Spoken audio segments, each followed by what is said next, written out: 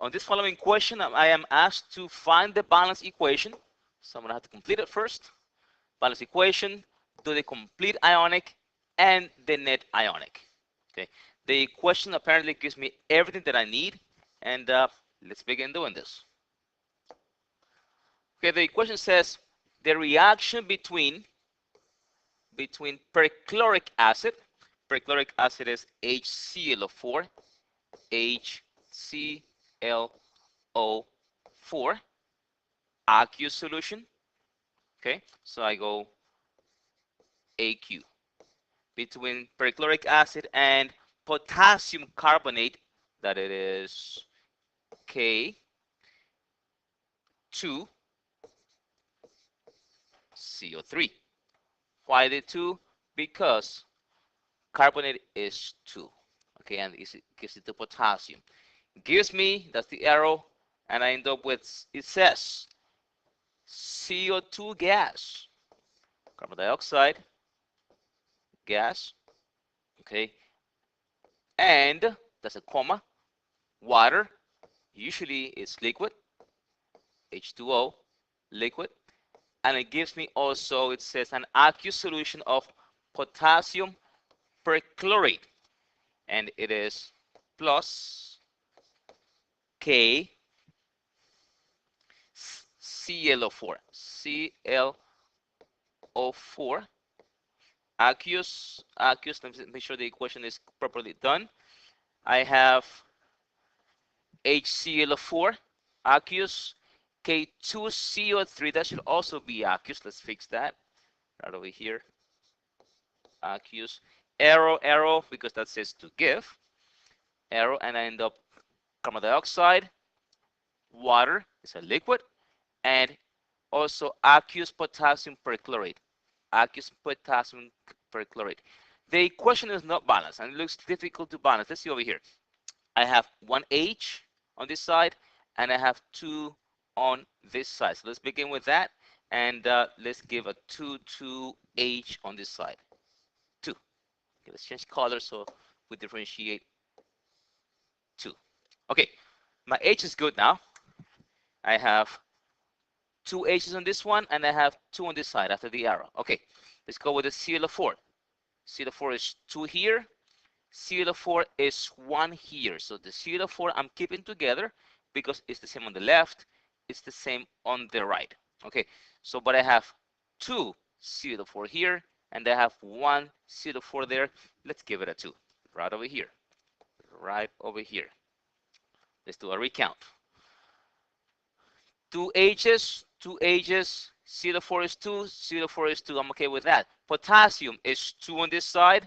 Potassium is now 2 on this side. Carbons, I have 1 carbon here, 1 carbon there. Oxygens, I have 3. And on this side, I have 1, 2, 3. This equation appears to be balanced. Everything is balanced. Everything has its components of aqueous, liquid, or whatever the case is given to it. In this case, gas also. This is called the molecular or skeletal equation. Molecular or skeletal equation. Now let's move on and do the complete ionic equation. To do the complete ionic, okay, I need to break everything down, and I need to break the H from the ClO4, the K from the CO3. This stays together because it's a gas, so I'm going to keep this as one piece. I will not break this.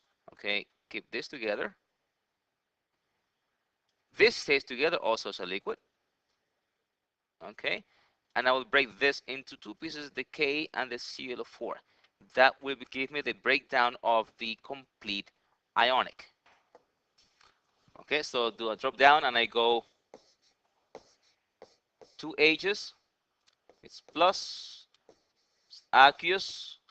I have 2 ClO4, also aqueous. I have 2 K's, charge of 1, It's also charge of 1 over here. And I have aqueous. I have CO3, CO3, -1, aqueous. Now I have the arrow, and I say I'm going to keep the CO2 together, and I go CO2 is a gas plus H2O is a liquid, and I will break down the last two. Gives me 2 potassiums, 2 Ks, charge of 1, aqueous solution, and 2 Cl O4 aqueous, also AQ, charge of 1. And this is the complete ionic. This is the complete ionic equation. Next, we'll do the net ionic. And to do the net ionic, I will keep the gas together. I will keep the H2O together. And I will break down the rest that I used to make the CO2 and the H2O. Okay, so after the arrow, I have arrow, and I have CO2 gas, I have H2O liquid. What did I use to make the CO2 and the H2O? Okay, I used the CO3 and I used the H. So I'm going to write that down. I'm going to go to H aqueous solution. CO4 I didn't use, K I didn't use. I will go CO3 aqueous solution. Okay, this is negative over here. This is positive over there. And that's what I use to make the CO2 and the H2O liquid. I use the H, I use the CO3, gave me CO2 gas and H2O liquid. And this is called the net ionic equation. This is the net ionic. Okay, I hope this helps you out.